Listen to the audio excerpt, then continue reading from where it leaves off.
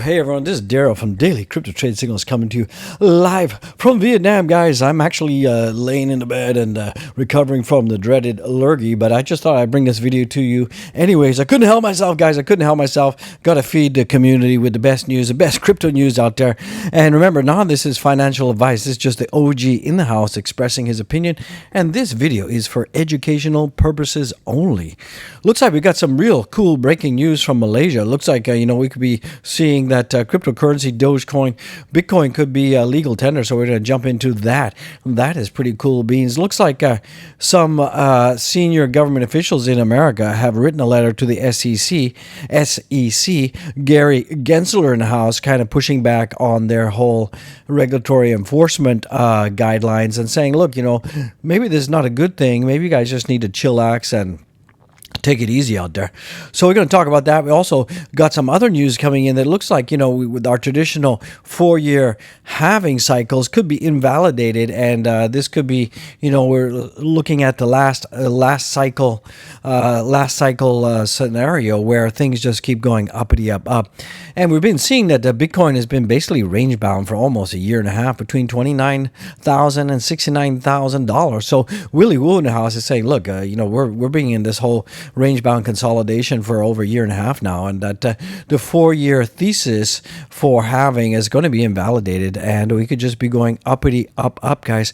So if that sounds interesting, and I know it absolutely does, because if you're watching this, you're interested. So go down there, smash the likes, subscribe, YB in the house, guys.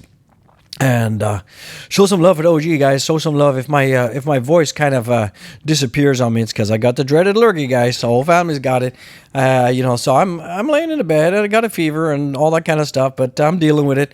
I'm drinking lots of fluid and that kind of stuff. So I'll survive. Absolutely, I'll survive. So we take a look at the heat map in the house. It's Bitcoin is down right now. It's been down 1%, and Ethereum right now is also up slightly. And I really believe that we're going to be seeing that these markets are going to be turning green. I think we're going to see a green day out there. Absolutely, I think we're going to see that. If you look at the top 10 mentions on Twitter in the last hour, XRP, Bitcoin, Ethereum, Woo Network, okay, Litecoin, Digibyte, I'm scared, Cardano, ApeCoin, Shiba Inu, and Wax. So these are the top projects that people are talking about in the last hour on Twitter. So that just shows that, there's still a lot of social sentiment. A lot of people are talking about that. I'm surprised to see XRP more mentioned about XRP than Bitcoin. That's kind of interesting. Seems like a Canadian bank has also signed up with XRP to have them, help facilitate the transactions and stuff. So that's pretty good. Looks like breaking news: Malaysia considering Bitcoin as a legal tender, guys and gals out there. So that is pretty good news. We're going to jump into that deep article. If we look at the weekly on-chain flow, we're seeing right now for the week. This is the whole week, not on the daily. We're seeing that the net outflow of Bitcoin from exchanges is 298 million. So that means $298 million worth of Bitcoin has flown off exchanges and is being held by you and me and other people out there. So that is pretty bullish news, because normally when people feel that the markets are going down, down, what they do is the net Bitcoin flow will be positive, because people will be gearing up to be selling stuff. But it looks like we're not gearing up to be doing anything like that. So that's pretty good. Now Ethereum is just it seems that people are getting excited again about Ethereum as we get closer to the Ethereum 2.0. That's coming. We're at the whole Gillian testnet is also, it's rolled out. People are testing apps and dApps on that, so that's pretty good.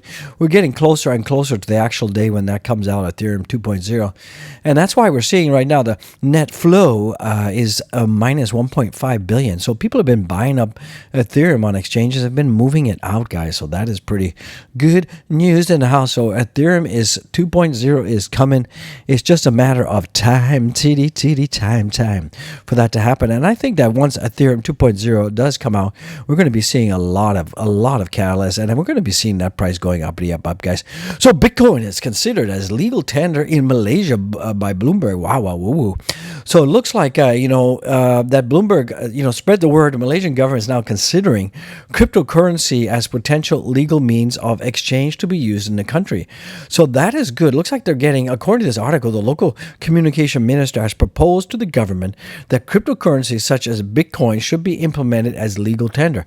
And if that is cool, then things like Dogecoin and other cryptocurrencies, but particularly Dogecoin, because it's the price per coin is relatively inexpensive. We're going to jump into the TA of that, and the transaction fees are super cheap, guys. So that is going to be a huge catalyst for Dogecoin. Dogecoin could be also part of this whole legal tender implementation, guys. Could you imagine what a catalyst that would be for the Doge community if one country legalized a Dogecoin as being legal tender? That would be huge, guys. We would see absolutely the Doja Wozier, the Doja Wozier would be definitely going to the moon, guys. So looks like the deputy minister of the authority, and I'm not going to say this name because I just can't say that. It's like commented that they wanted to legalize cryptocurrency in order to get the younger users to utilize Bitcoin for daily transaction, provide them with necessary assistance.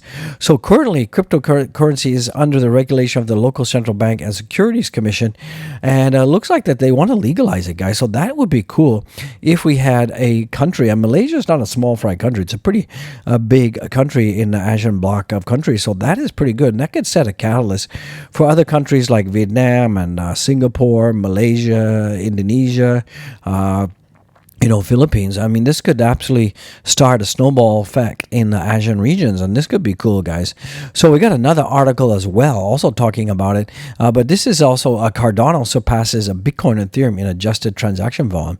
So we're seeing that the total transaction volume for Bitcoin and Cardano is huge, guys.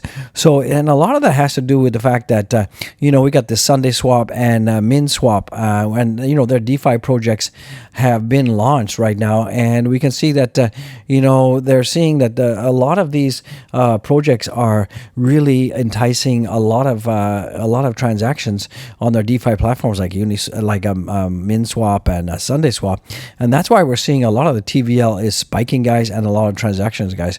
So why losing DeFi rally in terms of TVL to bigger chains like Ethereum and Solana, 88 could still release the smart contracts technology and support a development of major solutions. So this is really cool, guys, and it looks like Cardano is kind of getting its act together. The adjusted volume is up, and we can see that the Cardano transaction volume is like 68 billion, and Bitcoin volume is 15, and Ethereum volume is only 3.63 billion. So it seems that the DeFi platforms for Cardano is absolutely working, and we can see that. I mean, the TVL is not going up, but the transaction volume is definitely going to be going up, so that is pretty good. More breaking news: Malaysia communication minister proposes crypto's legal tender. We talked about this, just another article. So this is really huge breaking news. It's absolutely huge breaking news in the house, guys. So you guys should be pretty pumped and pretty excited about that. So it looks like Congress groups calls SEC crypto enforcement into question. So according to this article on the U.S. political internal site, the American Prospect, a bipartisan group of congressmen have sent a letter to the SEC demanding that Gary Gensler and his department explain their approach to information gathering and enforcement. So, and what they're really saying is that, crypto startups must not be weighed down by extra judiciary and, burdensome reporting requirements. We will ensure our regulators do not kill American innovation. So they're really afraid that, Gary Gensler and the whole enforcement and all of these different regulatory bodies like, the Financial Services, DFS, and all these different agencies, what they're going to do is they're just going to stymie the innovation. And this is kind of interesting. The New York Department of Financial Services, DFS, has dubious distinction of being the single worst regulator of crypto in the currency, and it takes up to 3 years to get a license, and only 30 companies have been approved for one. And then from January to June to January, not a single license was granted, guys. So absolutely, if you overregulate stuff and you make it complicated, it's going to stymie innovation. And a lot of these, innovative projects, they'll just go offshore. I mean, people will just move offshore and say, HE double hockey sticks, we're definitely not going to be doing anything in US of A because it's just too complicated out there. So they'll just move somewhere out. They'll go to be a British Virgin Islands or some other country where that's crypto friendly, guys. So it looks like, there's more evidence coming in from Willy Woo, as I said in the intro, that no more 4-year cycles, 5 things to know about Bitcoin. And it looks like, Bitcoin is still is pretty bullish, guys. It's absolutely pretty bullish. And, it seems at stocks, they don't care about this war. That's kind of like over and done. That's old news. So overall, they're thinking that we're seeing things are definitely going to be pumpity pump, guys. And investors have basically shrugged off this ongoing war in the Ukraine, and stock has actually gone up a little bit. So that is also pretty good in the house. And from Willy Woo, and if you look at Rec Capital, mere hours away from confirming a bullish engulfing candle this week, guys. So we could be seeing a huge engulfing candle, and that is pretty bullish for the biddy. And Willy Woo, he's saying that. Let me get this. Matthew Haber is also saying that if Bitcoin can get above 42.6, and we keep getting pretty close to getting rejected. We're going to talk about that. That we could see that we're going to have a huge pump, and if it gets rejected here, then the 40.3 area, which was previous resistance, will have to be support. So we are actually seeing that the 40,000.3 area is actually being pretty much support for Bitcoin right now. So Willy Woo is saying we're likely to see the first signs of the last cycle thesis playing out, and relatively short bull and bear markets have transpired since 2019. And he's really saying that the last cycle, and this is typically different because normally the cycles have a 4-year halving. It goes up and then goes down, crash, tankety dang. But the last cycle, and we're getting close to the last cycle now. We could be in the last cycle, and he's saying that we are not going to crash. We're not going to go down. We could actually be going uppity up in a slow and measured way, guys. So that is what he's saying. And on Thursday, 83K and Saturday, 74K had the two largest days of 2022 in terms of addresses interacting on the network, guys. So we're seeing that the number of addresses interacting on the network is getting higher and higher. And also too, we're seeing the fear and greed index has gone uppity up, as you guys know. We're at 30, and that is looking pretty cool beans in the house from that perspective. So overall, this is a pretty bullish article here, and we're seeing that. It's just a matter of time before we see Bitcoin and everything start to take off to the moon, guys. So let's take a look at the ApeCoin right now, because I know a lot of the apers out there.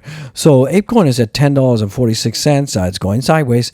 The volumes are kind of light right now, so just keep an eye on that. If you take a look at the Doge into the informatics right now, we're seeing that Dogecoin. Let me get this a minute to refresh, guys. I'm sitting on my bed doing this video, so it looks pretty good. It's at right now we're at 12 cents. That's pretty good. We're almost at neutral territory. So I think that we're going to have a pretty green day out there. So let's take a look at the pre-markets. I'm interested to see what the pre-markets are, guys. Let's take a look at the pre-markets. Let me just pull that up for you. There we go, CNBC. Let's get the pre-markets happening.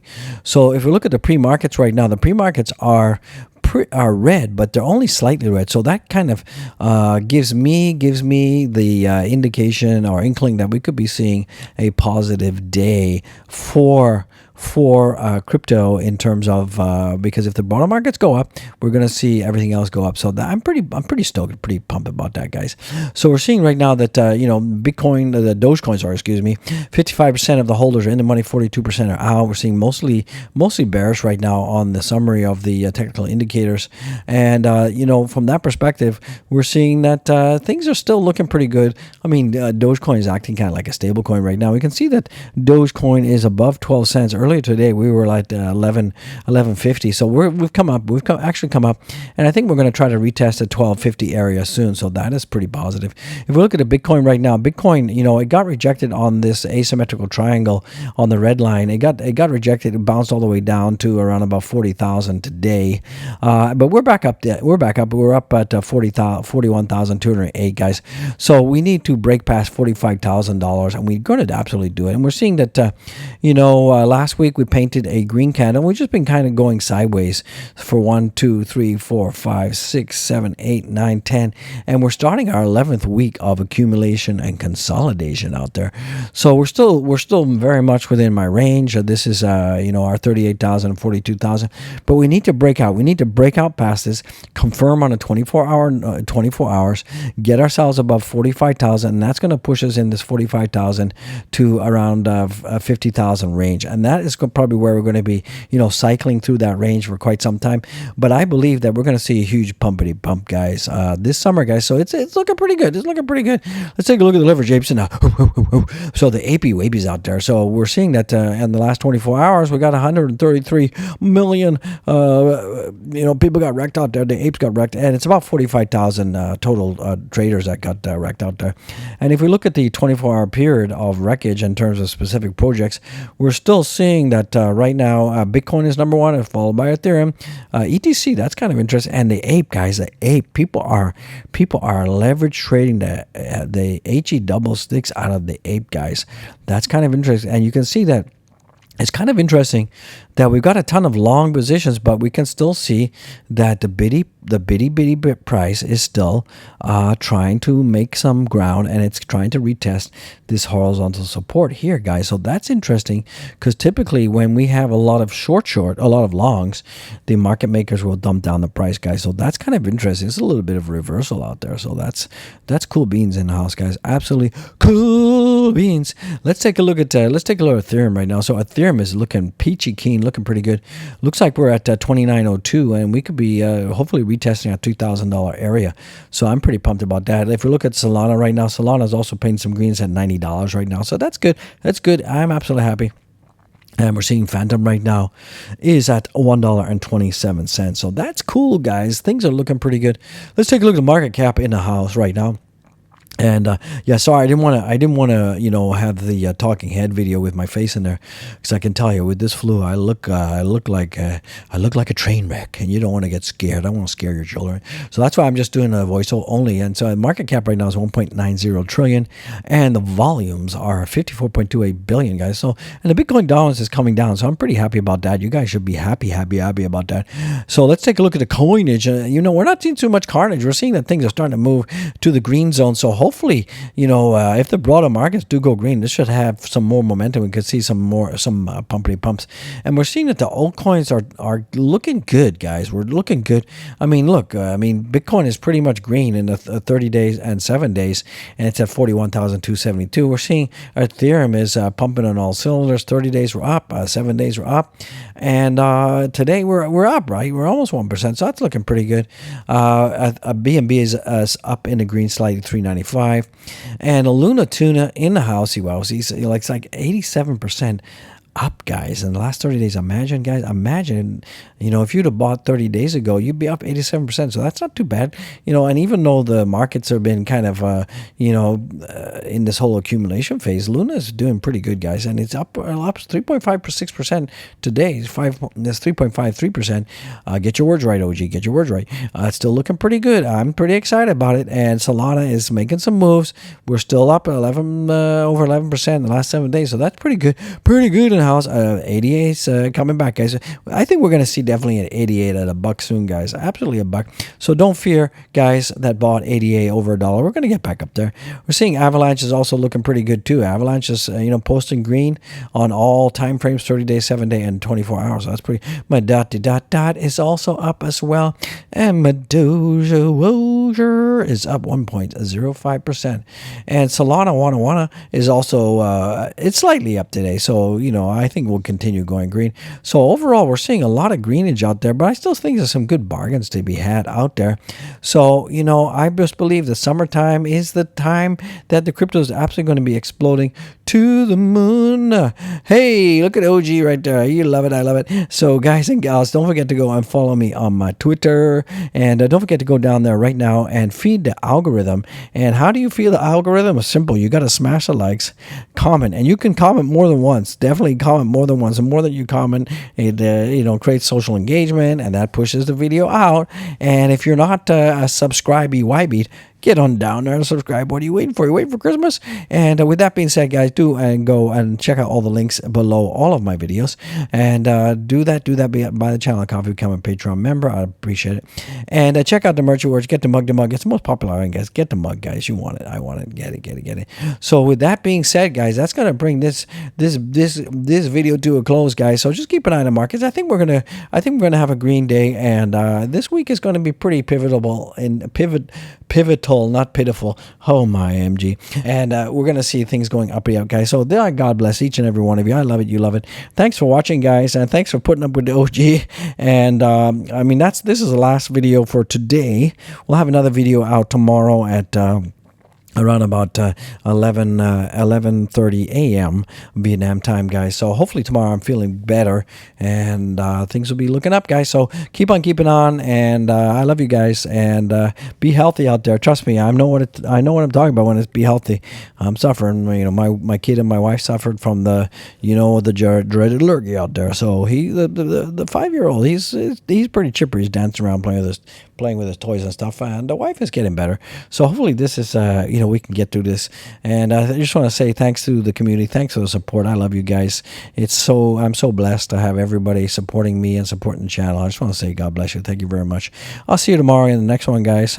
So I love it. You love it. Let's get it, guys. Woo-hoo-hoo. The Ric Flair of crypto in the house.